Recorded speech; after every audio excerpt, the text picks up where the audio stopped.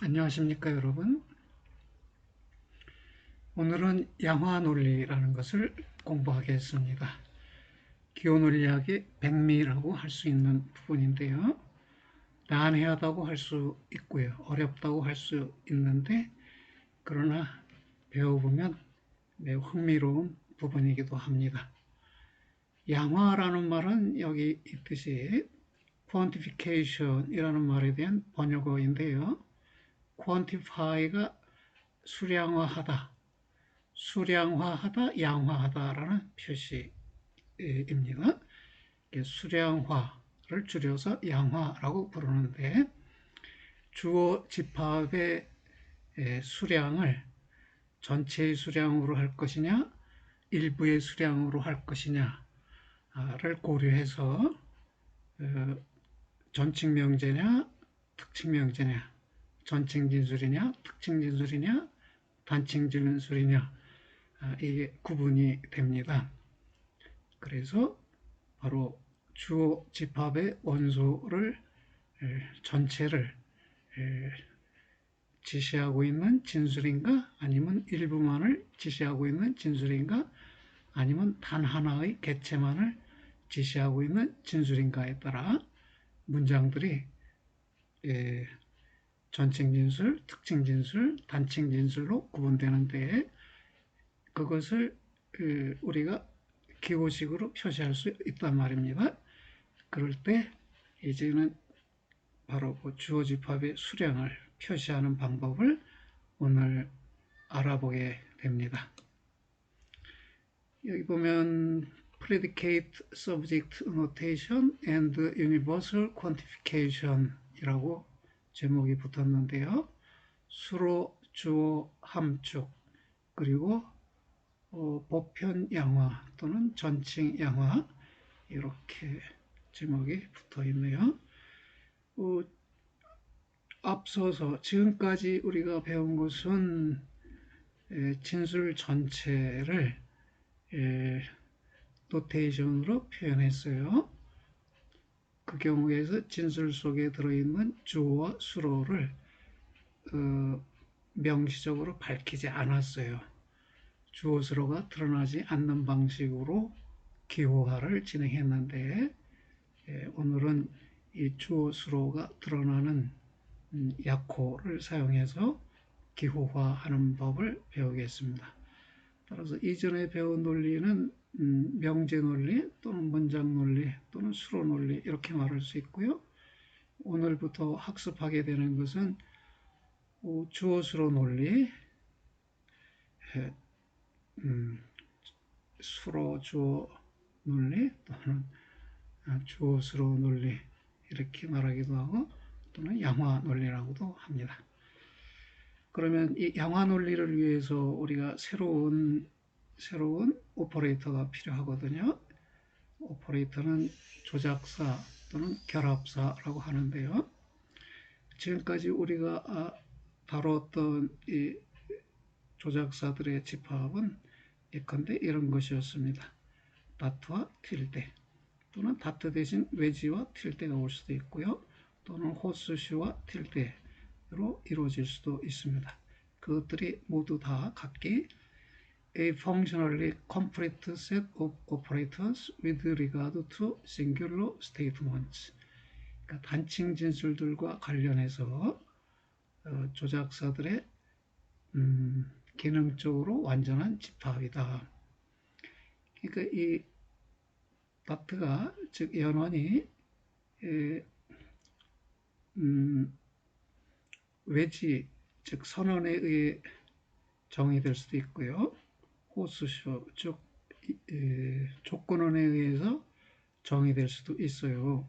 그러니까 여기 있는 다트 연원 기호 대신 선언 기호인 외지나 조건원 기호인 호스쇼가 와도 a functionally complete set of operators with regard to singular statements 이렇게 말할 수 있습니다.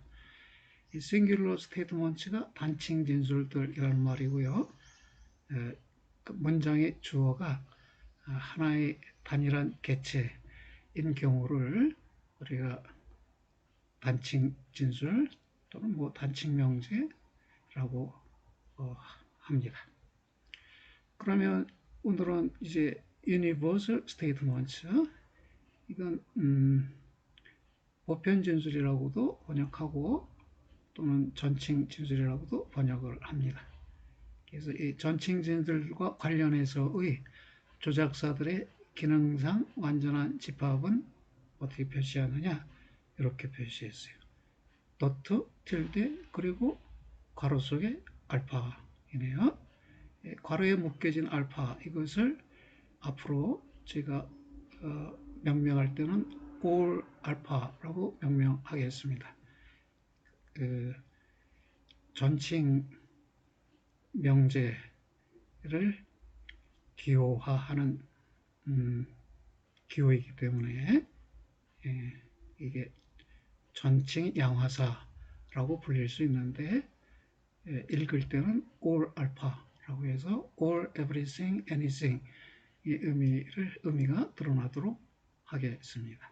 그러니까 기존의 조작서 체계에 이 all alpha라는 전칭 양화사가 추가됨에 의해서 이제 보편 진술에 관한 조작사들의 기능상 완전한 집합이 표시되었습니다. 그러면 그 다음에 어떤 설명이 있을까요? 기존에 우리가 사용한 기호식과 새롭게 등장한 기호식이 어떤 것인가, 그 점을 알아보려고 하네요. Argument only with singular statements. 단칭 진술들만을 지닌 논증, 이렇게 했네요. If Jane has a fever, then Jane is ill. 여기서 if절의 주어는 Jane 한 사람이죠. then절의 주어도 Jane 한 사람이에요. 그러니까 단칭 진술들이 복합된 조건원이네요. 이걸 기호할 때 우리가 JF, 주요한 철자를 따서 JF라고 했는데, 글쎄요, 여기서 주어 수로가 잘 드러납니까? 이 문장 자체가 주어져 있다면 제인이 주어이겠구나 라고 짐작하겠지만, 이 문장이 주어져 있지 않다면 JF에서 J가 주어인지 수어인지 F가 무엇을 의미하는지를 알 수가 없어요. 그리고 두 번째 문장도 Jane has a fever, 결론은 therefore Jane is ill. 이렇게 해서 제2전제가 제1전제의 전권을 긍정해서 후권이 결론으로 얻어지는 논증이었습니다. 그래서 this argument is an instance of A1, A1의 한 사례인 논증이다 라고 말할 수 있는 것이죠. 그런데 이쪽에 보니까 argument with a universal statement, 하나의 전칭 진술을 지닌 논증이다 라고 했는데요. 어디서 전칭 진술이 드러날까요? Anyone who has a fever is ill. 열을 가지고 있는 누구나 아프다. 여기서 anyone, 이 말이 everyone 이라는 말과 같은 것이고, 따라서 모든 사람이라는 말이죠. 그러면 여기서 주어가 anyone who has a fever, 여기까지가 주어있는데, 열을 가지고 있는 사람들 집합의 원소 전체가 언급되고 있는 진술이에요. 그 원소 중에 하나가 Jane이에요. Jane has a fever, therefore Jane is ill. 이렇게 추리를 했습니다. 두 번째 진술은 주요한 알파벳을 취해서 JF라고 할 수 있고, 결론도 JI라고 할 수 있는데, 이 제1 전제를 어떻게 기호할 것인가 아직 배우지 않았지요. 오늘 그것을 배우게 됩니다. This argument is not an instance of A1. Why? Because there is a universal statement. or the first premise is a universal statement. 제1 전제가 그 전칭 진술이에요. 단칭 진술이 아니란 말이에요. 그래서 이 논증은 A1의 하나의 사례가 아니다. 이렇게 판단을 내릴 수 있겠습니다. 그러면 무엇을 우리가 추가적으로 알아야 할까요? 여기서 symbolic translation of an argument including a universal statement. 하나의 전칭 진술을 포함한 논증의 기호적 번역. 그러네요. 어떻게 기호할 것이냐.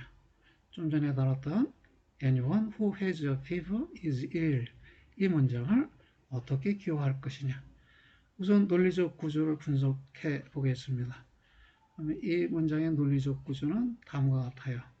It is true of anybody that if he has a fever, he is ill. 그러니까 that 이하가 anybody 어떤 사람에 대해서가 참이다. that 이하는 만약 그가 열을 가지고 있다면 또는 열병을 가지고 있다면 그는 아프다. 이런 말인데요. 이걸 한 번 더 축약하면 이렇게 됩니다. It's true of anybody that 하고 open parenthesis fx then ix close parenthesis 여기서 기호가 이루어졌지요. 그런데 그 전에 보지 못했던 기호식이에요. fx then ix라는 것이. 이것은 fx라는 것은 의미상 f is of x, f가 x에 속해 있다 이런 말이고요. ix라는 것은 I is of x 해서 i가 x에 속해 있다 이런 말이에요. 그래서 더러 이것을 읽을 때 f of x then I of x 이렇게 읽기도 해요. 근데 좀 복잡하니까 우리는 fx then ix 이렇게 간단히 읽도록 하겠습니다. 그러면 이렇게 축약된 문장을 다시 한번 축약하는데요. 여기서 모두에 대해서 참여다 이 말을 for all x 이렇게 모든 x에 대해서 라고 표시할 수 있고 모든 x에 대해서 f가 x에 속하면 i가 x에 속한다. 이렇게 기호할 수 있습니다. 그리고 다시 한번 for all x는 이와 같이 가로 속에 x를 집어넣어서 all x fx then ix 그러면 all x라는 말은 모든 x에 대해서 이런 말이고요. fx라면 f가 x에 속한다면 i가 x에 속한다. 모든 x에 대해서 fx라면 ix이다. 이렇게 기호합니다. 이게 오늘 여러분이 배우시는 알게 되는 새로운 문장 기호법이 되겠습니다. 이게 바로 수량화된 진술이에요. quantified statement라고 불릴 수 있는 것이고 이런 기호화된 진술들을 지닌 논증을 양화된 논증, quantified argument 이렇게 부를 수 있고요. 이렇게 양화된 논증들을 다루는 논리를 quantification logic, 양화 논리 이렇게 말합니다. 그러면 다음에는 뭐가 소개되어 있을까요? 새로운 점들을 확인하고 넘어가자 하는 것이네요. The new symbolic translation of the statement which indicate both the predicates and the subjects. 그러니까 그들이 수로들과 그들의 주어들을 indicate, 지적하거나 표시하는 진술의 새로운 기호적 번역. 그것의 사례가 여기 있다는 거예요. fa then ia. 여기서 주어가 a예요. f가 수로입니다. a가 f이다. 그리고 여기서 ia에서 이 절반 아래로 쓰여진 글쎄요. 여러분이 보시기에 절반 아래로 쓰여졌나요? 여기서는 대문자, 소문자 형식으로 구분된 셈인데 주어를 수로보다 절반 아래쪽에 내려 쓰는 방식으로 주어수로를 표시하는데요. 여기서는 F가 fever, A가 an 이란 말이에요. If an has a fever, then an is 아이가 뭐였어요? 아프다 라는 것이었죠. 여기 ill이라는 단어가 I라는 단어로 표시되어 있네요. 그리고 여기 히라보 알파벳이 등장하게 됐는데요. 이거는 파이라고 읽는 거죠. 파이 x, then psi x. x가 파이라면 x는 psi이다.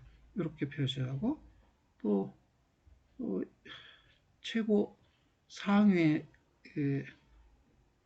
기호 표시법으로 이렇게 표시하는데요. 이것은 대문자 파이예요. 그래서 캐피털 파이 알파 이렇게 하는데요.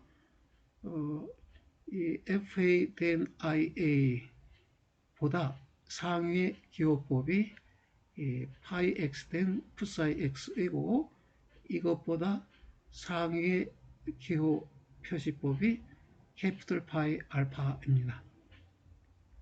다시 말하면 FA 된 IA 또 뭐 FB 된 IB, FC 된 IC 등등이 있겠죠. 그들을 총괄해서 표시했을 때 이렇게 파이 X 된 psi X 이렇게 말할 수 있고요. 근데 이것도 파이 Y 된 psi Y, 파이 Z 된 psi Z 등이 있겠죠. 그들을 총괄해서 표시할 때는 이렇게 캐피털 파이 알파 이렇게 표시한다는 것입니다. 그러니까 기호의 표시법에 단계가 있는데 우리는 주로 이 첫 번째 단계와 두 번째 단계를 활용할 것인데 그래도 원칙상 이 두 단계 위에 상위 단계가 있다는 것도 알아둘 필요가 있기 때문에 이 캐피털 파이 알파가 갖는 의미에 대해서도 아래에서 잠시 설명을 드리겠습니다. The new logical operators, 새로운 논리적 조작사들로 무엇이 있느냐? all x, all y, all z 등이 있다. 그러면 이것들보다 상위의 조작사가 뭐 있냐? 그러면 여기 알파가 있으니까 all alpha라는 것을 상위의 조작사로 우리가 사용할 수 있겠네요. The necessity of expanding our set of operators but tilde to make the set functionally complete for our new type of statement. 우리의 결합사 집합을 확장할 필요성이 있는데요. 무엇을 위해? 했더니 우리의 새로운 유형의 진술을 위해서, 즉 전칭 진술이나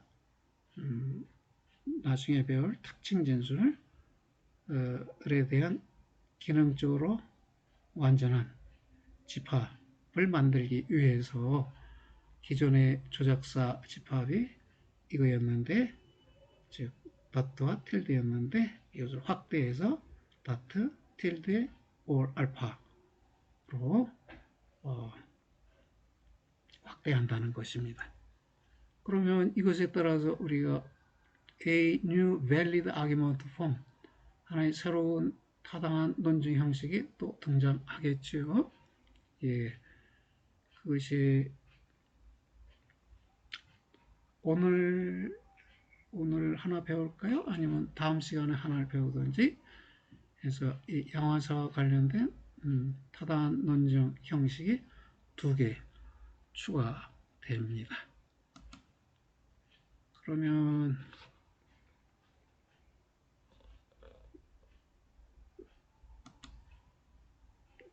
이건가요?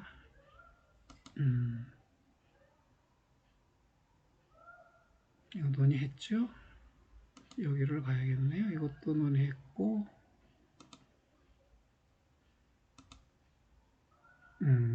복잡한 듯한 설명이 등장했네요. The statements which indicate both the predicates and their subjects shall be written in a new type of symbolic translation. 수로와 주어를 모두 표시하는 진술들이 새로운 형식의 기호적 번역 속에서 쓰여질 것이다. 어떻게 어떤 형식의 새로운 기호식일까요? A new symbolic system, 하나의 새로운 기호 체계 했고요. 설명문이 쭉 이어졌습니다. F within IA is a new symbolic translation of if N has a fever, N is ill.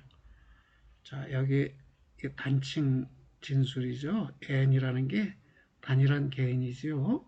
단칭 진술의 두 가지가 합쳐진 조건원인데 여기서 주어 수로가 드러나도록 N이 주어이고 F가 수로예요.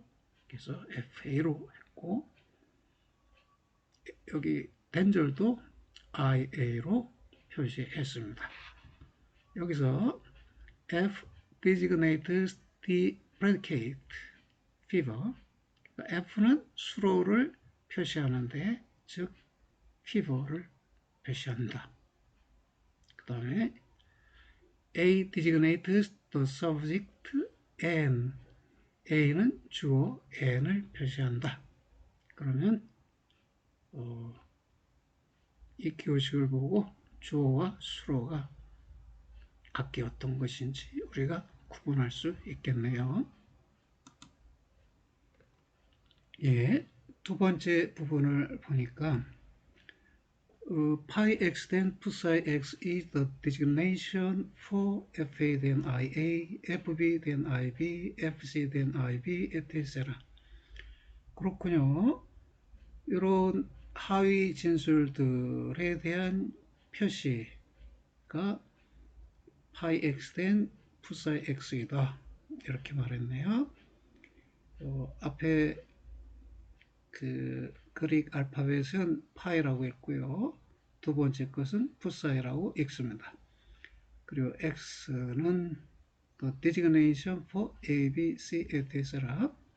a, b, c 등등에 대한 지칭이 x이다 라고 했네요. 아까도 말씀드렸지만 이런 진술들에 대한 상위 표시법, 상위의 기호 표시법이 파이 x 된 psi x라는 것이고요. 한 번 더 설명이 있는데요. fx then ix is the designation for fa then ia, fb then ib, fc then ic, etc.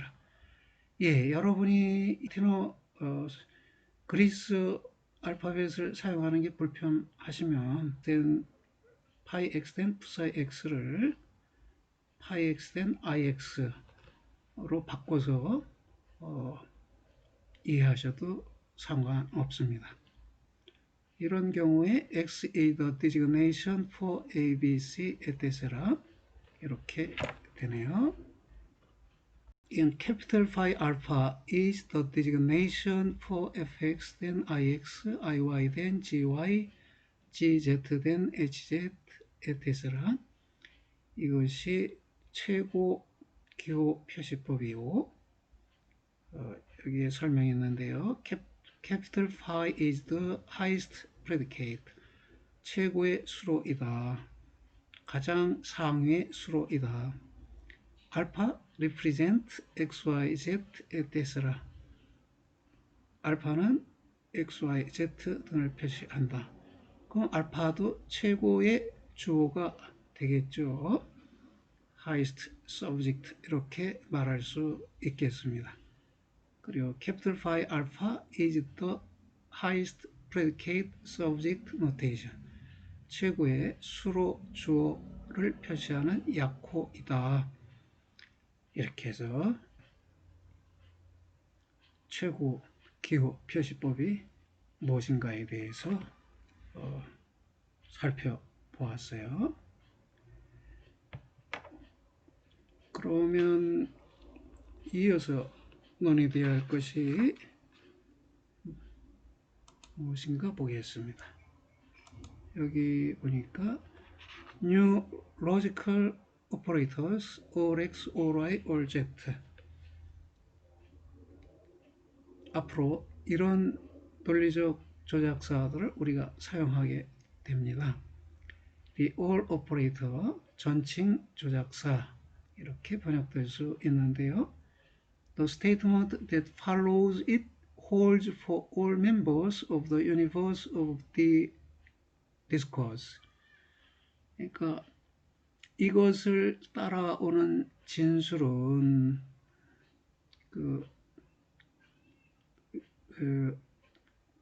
논의의 세계의 모든 원소들에 대해서 타당하다. 논의되고 있는 또는 담론되고 있는 그 세계의 모든 원소들에 대해서 타당하다. 그렇군요. 그러니까 이 OX, OY, OZ 등을 뒤따르는 진술은 그 원소들 모두에 대해서, 즉 주어 집합의 원소들 모두에 대해서 타당하다. 이런 말이 되겠네요. 이때 all x는 for all x라고 읽거나 for any x라고 읽는데 저는 더 줄여서 all x라고 읽는다고 했습니다. All x is a universal quantifier. 보편적으로 양화하는 품사, 보편양화사 또는 전칭 양화사라고 불립니다. All x fx ix, 이것의 의미는 for all x, 모든 x에 대해서 if f of x, f가 x에 속하면 then I of x, i가 x에 속한다. 이런 의미가 됩니다. 그리고 universally quantified statement, 전칭으로 양화된 진술은 어떤 것이냐? Statement involving the words all, any, every, and the like. Such a statement is a universally quantified statement 이고요. Thus, 그래서 all x is a universal quantifier. all x가 전칭 양화사라고 불린다. 물론 기호화되진 않았지만 이미 all과 any와 every라는 말이 주어 집합의 원소 전체를 지칭하고 있으니까 의미상 이미 양화된 진술로 볼 수도 있겠네요. 기호식으로 양화된 것은 아니지만 의미상으로는 그렇다는 것입니다. 그리고 하나가 건너뛰어졌는데요. 여기 볼까요? Symbolic translation of universally quantified statements. 전칭 양화된 진술의 기호적 번역. 이제 기호식으로 번역하는 것을 연습하겠네요. All crows are not white. 모든 까마귀들은 하얗지 않다. 여기서 C가 crow의 약호가 되고 W가 white의 약호가 되면 이것을 기호하면 For all x, if x is crow, then x is not white. 이렇게 하고 For all x를 all x로 바꾸고 if절을 cx로 바꾸고 then절을 not x라고 바꾸며 모든 x에 대해서 c가 x에 속하면 그러면 not w가 x에 속한다. 이런 의미를 갖는 기호식입니다. 여기 no가 첫 번에 등장하는 수도 있는데요. No crows are white. 어떤 까마귀들도 하얗지 않다. 이 말은 모든 까마귀들은 하얗지 않다라는 말과 같은 것인데요. It is true that all crows are not white. 해서 모든 까마귀들이 하얗지 않다는 것이 참이다. 이런 의미가 됐어요. 이것도 단계적으로 기호하면 it is true that all x, cx then not double x 이고요. 이것은 다시 한번 all x, cx then not double x 이렇게 기호되겠네요. 그러면 지금 기호한 이 기호식과 첫 번째 기호한 이 기호식을 비교하면 동일하지요. 동일한 의미예요. 그러면 이것이 all 했으니까 전칭이고 수로 앞에 not이 있으니까 부정이지요. 이 전칭 부정 명제예요. 그런데 이렇게 no라는 말이 주어 앞에 놓여도 전칭 부정 명제가 돼요. 여기서 볼 수 있듯이 all x니까 전칭이에요. 그리고 수로가 W인데 W 앞에 not이 있죠. 따라서 부정명제예요. 전칭 부정명제 확인할 수 있습니다. 그런데 조심해야 할 건 no가 아니라 not이라는 단어가 문장 앞에 놓일 수도 있어요. Not all crows are white. 이 말은 It is not true that all crows are white. 이런 말이에요. 그러니까 이건 대절 전체를 부정하고 있는 거예요. 모든 까마귀가 하얗다는 것은 참이 아니다. 그러니까 여기 첫 문장 서두에 등장하는 부정어 not이 뒤에 오는 문장 전체를 부정하고 있다라고 알아차리시면 됩니다. not이 등장하면 이것의 의미는 it is not true 이구나 라고 생각해서 no로 시작하는 진술과 구분해야 합니다. 기호하면요 이렇게 돼요. not all x, cx then double x 이렇게 됩니다. 부정기호 not이 all x 즉 전칭 양화사 앞쪽에 놓이죠.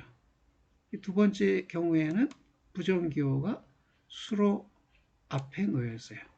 수로 앞에 놓이는 것은 전칭 부정명제를 의미하지만 이 경우는 전칭 긍정명제의 부정이에요. 차이 아실 수 있죠? 전칭 부정명제와 전칭 긍정명제의 부정은 서로 다른 것이고요. 언어적 표현으로는 no로 시작하느냐, not으로 시작하느냐에 따라서 구별이 됩니다.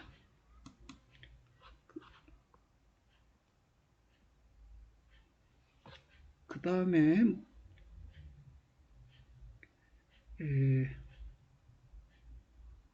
정언명제의 네 종류 이렇게 말했는데요. categorical propositions 정언적, 단언적, 범주적이라는 의미가 있는데 논리적으로는 이거를 단정적으로 언명하는 이라는 의미의 정언적 이렇게 번역을 합니다. 가언적 진술이 아니고 가언적 진술은 가정적으로 언명하는 진술이죠. 정언적 진술, 정언적 명제 네 종류가 있다. 명제와 진술의 차이점은 전에 말씀드렸는데 문장의 의미를 명제라고 하고요.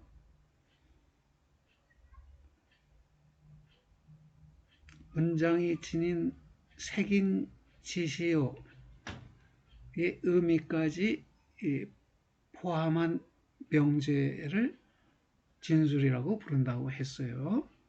그러니까 색인 지시어는 예컨대 오늘, 내일, 모레 이런 거요. 또는 여기, 저기 이런 표현은 특정한 것을 이렇게 지시하는 거잖아요. 그래서 예컨대 오늘 해가 떴다. 이 말은 영어로 어떻게 돼요? It shines today 이렇게 되고요. 독일어로는 Es scheint 호이테 이렇게 되는데 여기서 오늘이라는 말과 today라는 말과 호이테라는 말이 다 같이 오늘을 의미하는 낱말이지만 그 각각의 오늘이 지시하는 날짜가 구체적으로는 서로 다를 수 있잖아요. 바로 그렇게 색인 지시어들이 갖는 구체적 의미까지 고려한 명제를 언급할 때 진술이라고 불러요. 그러니까 진술이라는 낱말의 사용이 가장 엄격한 용어 사용이다. 이렇게 말할 수 있겠습니다. 그러나 보통은 혼용하니까요. 섞어서 쓰니까 너무 구애받지 말기 바라고요. 그래서 진술들의 구분 네 가지 정언 진술, 정언 명제들 이렇게 말했네요. 첫 번째가 Universal Affirmative Statement, 전칭 긍정 진술이에요. All X are F 했을 때 all이라는 단어가 있으니까 전칭이고 F라는 수로 앞에 부정어가 없어요. 따라서 긍정이고요. 이렇게 전칭 긍정 명제를 하나의 알파벳으로 표시할 때는 A라고 표시하는데요. A는 라틴어 affirmo, 이게 나는 긍정한다 라는 뜻의 동사인데요. 여기서의 첫 번째 모음을 따서 첫 번째 모음은 A를 따서 전칭 긍정 명제를 표시합니다. 그리고 이 전칭 긍정 명제는 기호하면 양화 기호로 기호하면 all x fx가 됩니다. 그리고 두 번째가 universal negative statement, 전칭 부정 명제인데요. all x are not f 했을 때 all이라는 단어, ever이라는 단어가 오면은 또는 any라는 단어가 오면 전칭을 의미해요. 그 수로 앞에 부정어가 있으니까 이 진술은 전칭 부정 진술이에요. 이것을 알파벳 E로 표시하는데요. 이건 라틴어 내고 나는 부정한다 라는 동사의 첫 번째 모음을 따서 표시를 합니다. 전칭 부정 명제의 양화된 기호식은 all x not fx가 되고요. 세 번째가 특징 긍정 진술인데 particular affirmative statement예요. 특징이라는 건 하나 이상 주어 집합의 원소를 하나 이상 지칭할 때를 특징 진술이라고 해요. 그래서 some x is f 할 때 몇몇의 x는 f이다 라고 할 때 x는 여기서 some은 하나 이상의 x를 가리키는 말이에요. 그래서 some x is f를 특징 긍정 명제라고 하고요. 부정어가 없지요. 이것은 라틴어 affirmo, 나는 긍정한다의 두 번째 모음인 I를 따서 표시를 합니다. 그리고 기호식으로 쓸 때는 이렇게 어떻게 읽어야 될까요? 이게 E자인데요. 영어 캐피털 알파벳 E의 뒤집어진 모습이죠. 이렇게 overturned E, 뒤집혀진 E는 이게 existence, 실존, 존재를 의미해요. 그러니까 we can overturn the capital alphabet E so that we can designate the implication of existence of the particular statement. 그러니까 대문자 알파벳 E를 뒤집고 뒤집어서 표시함에 의해서 그 뒤집혀진 이를 통해서 그 특징 진술이 존재 함축을 갖는다는 것을 표시할 수 있어요. 그러니까 그 전칭할 때 어떤 경우는 뒤집어진 A자를 여기다가 쓰기도 해요. 그래서 뒤집어진 A자 다음에 X를 쓰고 all X 이렇게 읽기도 하는데 우리는 그럴 필요 없다고 본 것이네요. A자 없어도 우리는 전칭이라고 약속하고 이해할 수 있습니다. 그래서 특징 명제예요. 그러니까 some x is f라는 말은 there is at least one x such that x is f 이런 말이에요. 적어도 하나의 x가 있는데 그 x는 f이다 이런 의미를 가져요. 또는 there exists at least one x such that x is f 이렇게 그런 의미를 가져요. 그때 있다, 실존한다.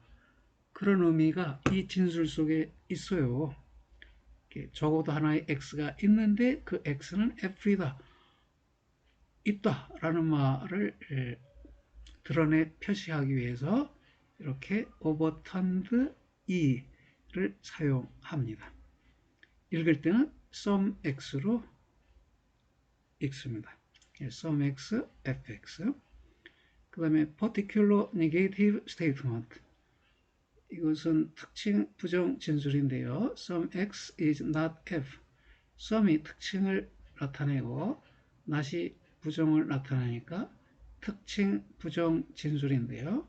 이건 라틴어 내고 나는 부정한다에서의 두 번째 모음인 o를 따서 이 o에 의해서 표시합니다.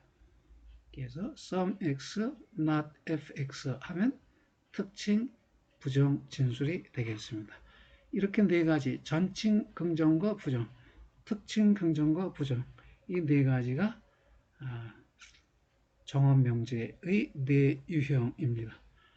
단칭 명제는 고려하지 않습니까? 예, 단칭 명제는 여기서 고려하지 않고요.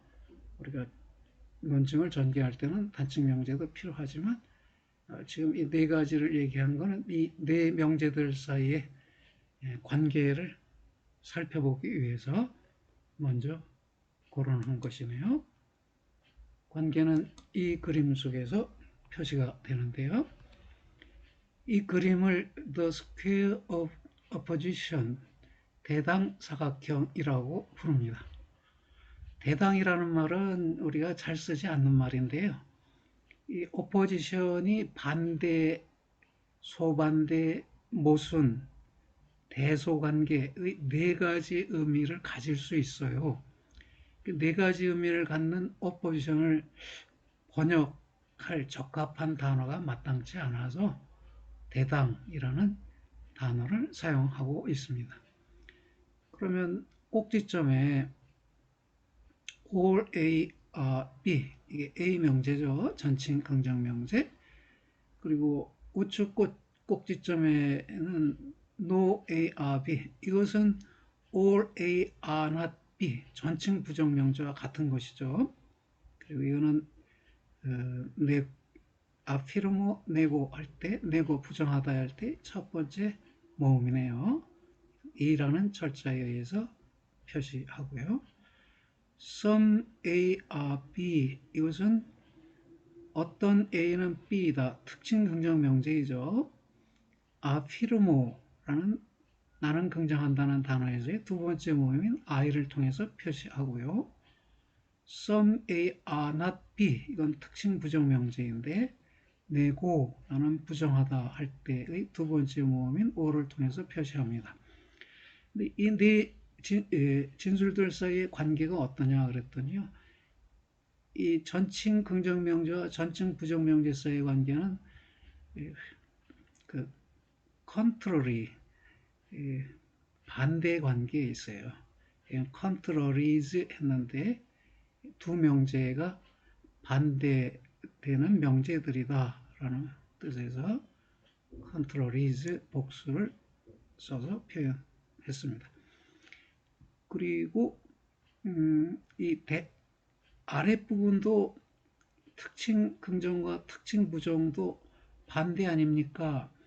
반대는 반대인데 특징들 사이에서의 반대이기 때문에 이건 sub-contrary relation, 여기 뭐라고 그랬을까요? 소반대 관계라고 했습니다. These two statements are in sub-contrary relation 이렇게 말하고, 경우에 따라서는 두 진술을 sub-contraries, 즉 소반대의 진술들이라는 뜻으로 이렇게 복수형으로 표시하기도 합니다. 그리고 이 대각선으로 마주보는 명제들 사이의 관계는 모순 관계라고 하고요. 모순 관계는 이 contradictory relation이에요. 반대 관계는 contrary relation이고 모순 관계는 contradictory relation이에요. 그래서 전칭 긍정과 특징 부정은 모순 관계에 있어요. 또 마찬가지로 특징 긍정과 전칭 부정도 모순 관계에 있어요. 모순 관계에 있다는 게 무슨 의미냐 하면, 모순 관계에 있는 두 진술 중에 하나가 참이면 다른 하나는 거짓이에요.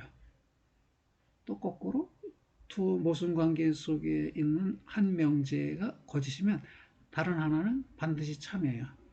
둘 다 참일 수 없고, 둘 다 거짓일 수 없고, 둘 중에 하나는 참이고,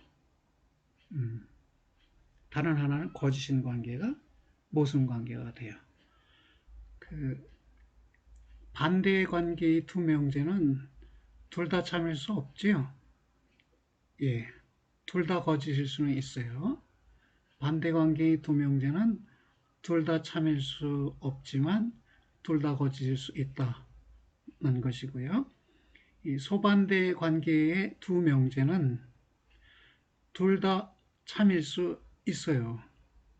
그리고 둘 다 거짓은 불가능해요. 둘 다 거짓일 수 없고 둘 다 참일 수 있는 것은 소반대 관계이고, 둘 다 참일 수 없으면서 둘 다 거짓일 수 있는 것은 반대 관계의 두 명제이고, 모순 관계의 두 명제는 둘 중에 하나는 참이고 다른 하나는 반드시 거짓이고요. 이제 남은 게 대수 관계인데요. 이 전칭 긍정 명제와 전칭 부정 명제를 대명제라고 해요.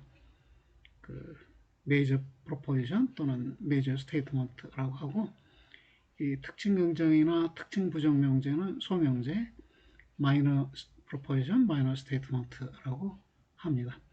그래서 대명제가 참이면 소명제도 참이 돼요.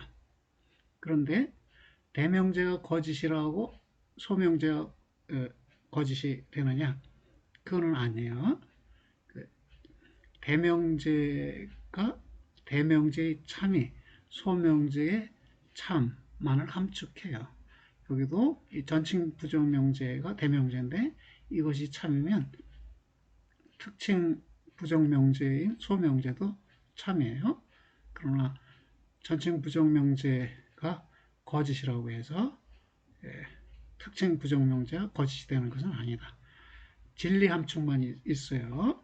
대명제가 소명제의 진리를 함축한다. 진리 함축만 있다. 거짓 함축은 없다. 그게 이제 대소 관계입니다.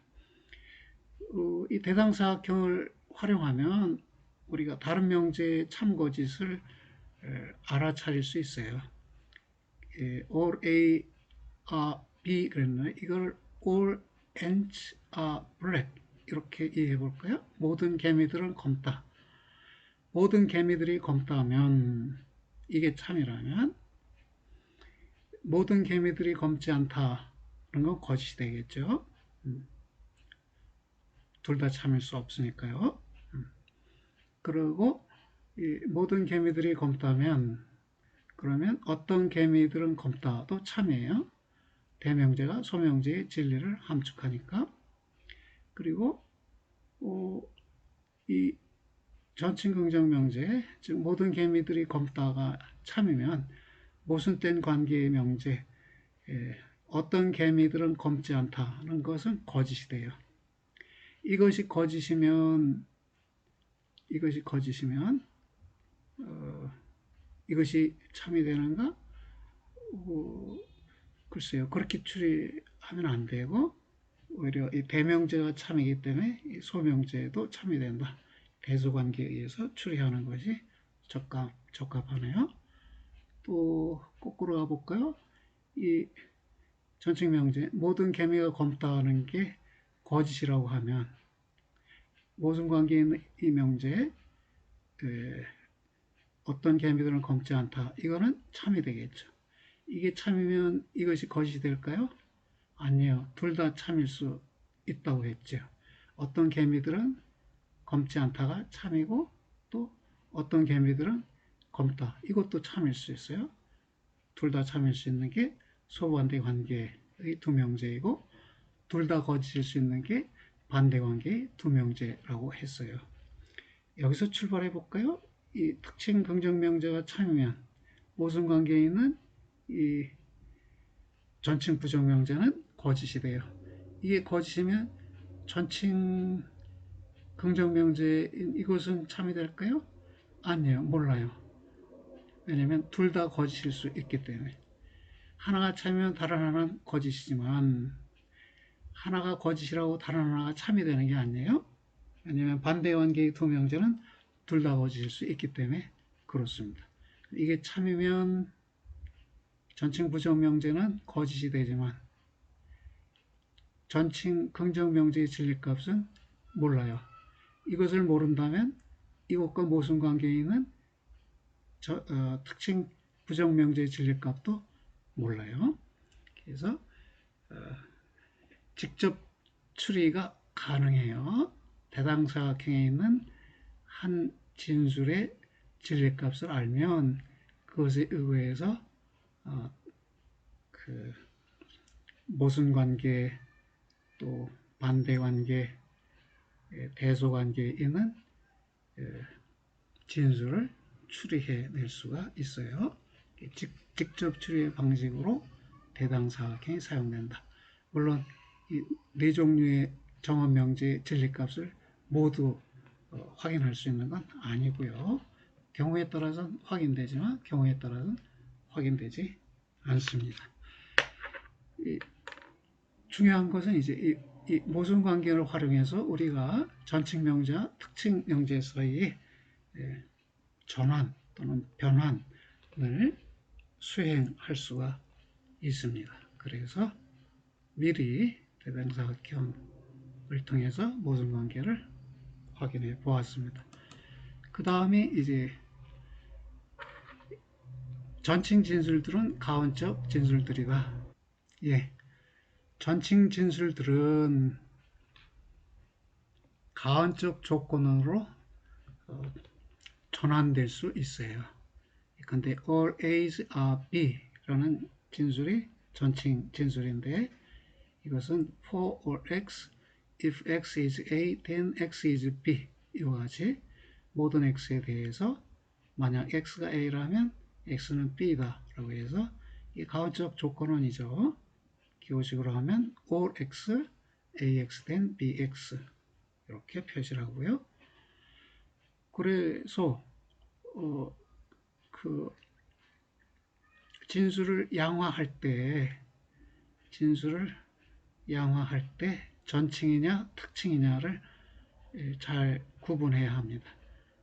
근데 여기 all unicorns have a horn, 모든 웹불소들은 하나의 뿔을 갖고 있다 라는 진술을 기호하면 for all x, if x is unicorn, then x has a horn. 이게 가언적 조건원이죠. 잘 기호화됐어요. 근데 두 번째 보면 for all x, x is unicorn and x has a horn. 이건 연원이지요. 이렇게 연원으로 기호하면 이런 식으로 되는데 all x, ux, X가 되는데 이건 잘못된 기호화예요. 왜냐하면 전칭 진술은 가언적 조건원과 동치이기 때문이다. 예. 모든 혹성은 지구를 공전한다. 이 말은 어떤 것이 혹성이라면 그것은 지구를 공전한다 라는 말과 같아요. 전칭 진술은 가언적 조건원과 동치이다. 그렇게 알아두시고요. 그러면 몇 가지 추가적으로 설명드릴 게 남아있네요. 처음 듣는 것인데 이해하려고 시도해 보세요. 실제 우리가 사용하는 경우는 없는데, 우리 강좌에서는 사용하지 않는데, 그 의미 표현이 무슨 뜻을 갖는지는 알아두시기 바랍니다. The scope of the quantifier, 양화사의 범위라고 했어요.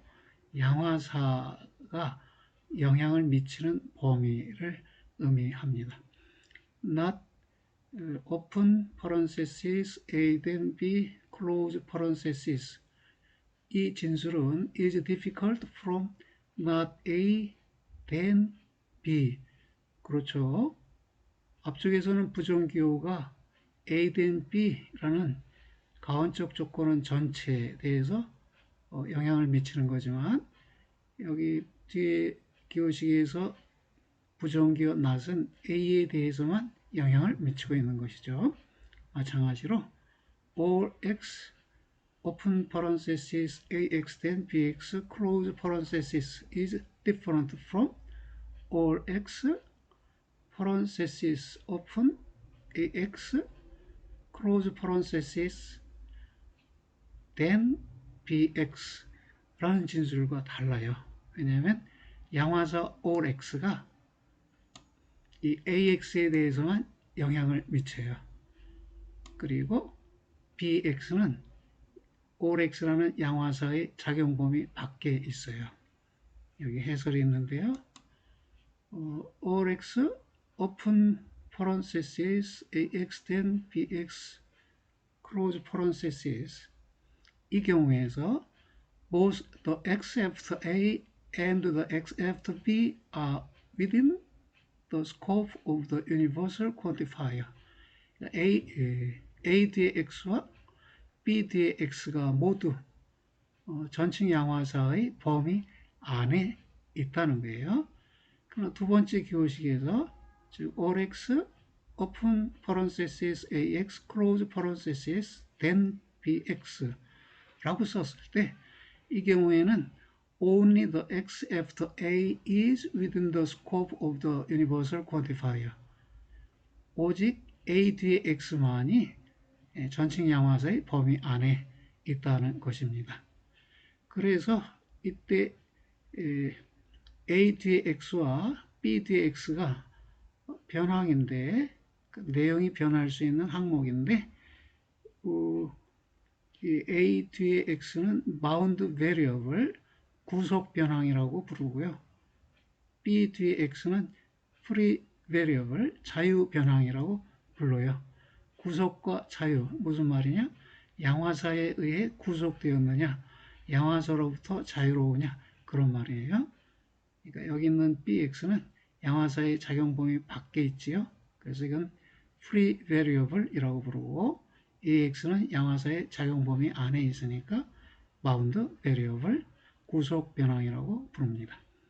그리고 the meaning of tilde의 의미 of a quantified statement. 양화된 진술의 tilde의 의미 그렇네요. 여기 보면 양화된 진술인데 앞에 tilde가 놓여 있죠.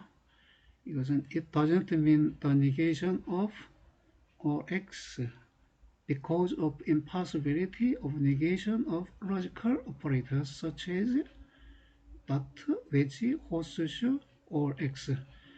그러니까 양화사 자체는 부정될 수가 없어요. 따라서 이 양화사 앞에 tilde가 있다고 해도 이것은 양화사를 부정하는 게 아니라 양화된 진술 전체를 부정하는 것이에요. 양화사를 부정할 수 없는 이유는 이렇게 연원교인 다트, 선원교인 외지, 조건원교인 호스쇼를 우리가 부정할 수 없는 것과 마찬가지다라는 것입니다. 그래서 we write the symbolization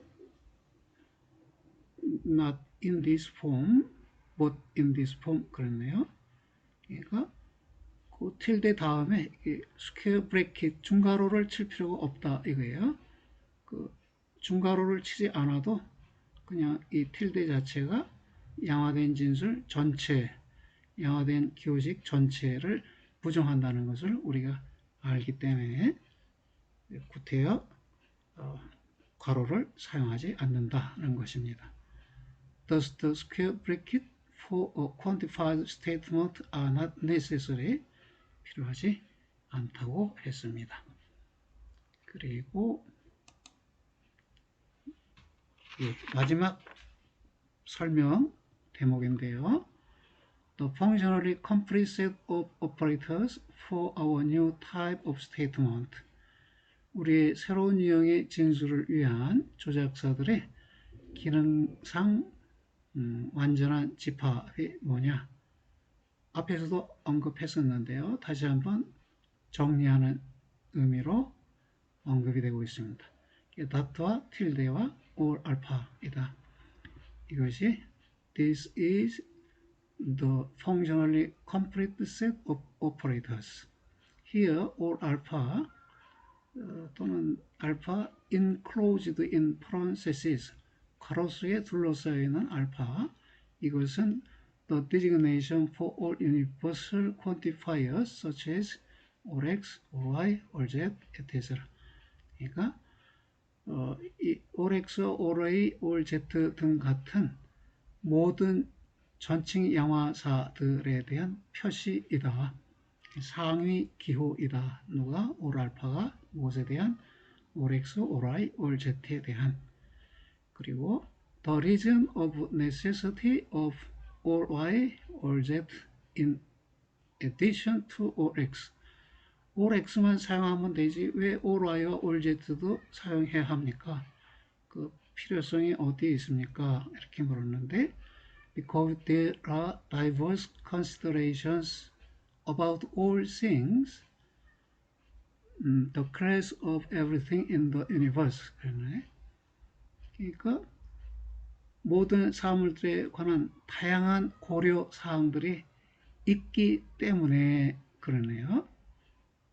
또는 우주 속의 모든 집합에 대해 다양한 고려 사항이 있기 때문에 세 가지가 고려된다면 세 개의 양화사가, 두 개가 고려된다면 두 개의 양화사가 사용된다는 것입니다. 그래서 한 예를 들었는데요. Everyone's father is a man. 이런 문장에서 Here everything is considered with regard to father and man. 여기서는 모든 것이 아버지와 남자라는 두 가지 관점에서 고려되고 있다는 것입니다. 그래서 이것을 기호할 때 그 두 가지 고려사항을 염두에 두고 두 개의 양화사가 필요한데 예컨대 for every x and for every y. If y is the father of x, then y is a man. 만약 y가 x의 아버지라면 y는 남자이다. 남자와 아버지 두 가지가 고려되었어요. 그래서 모든 x에 대해서 또 모든 y에 대해서 y가 x의 f라면 그러면 y는 m이다. or x or y, f y x, then m y 이렇게 표시를 했습니다. 그리고 세 가지 고려사항이 등장하는 경우에요. The father of a father of someone cannot be the father of this one. 그러니까 어떤 이의 아버지의 아버지는 이 사람의 아버지일 수가 없다. 그랬네요. 여기서는 세 가지 Everything is considered with regard to someone, a father, and the father of a father.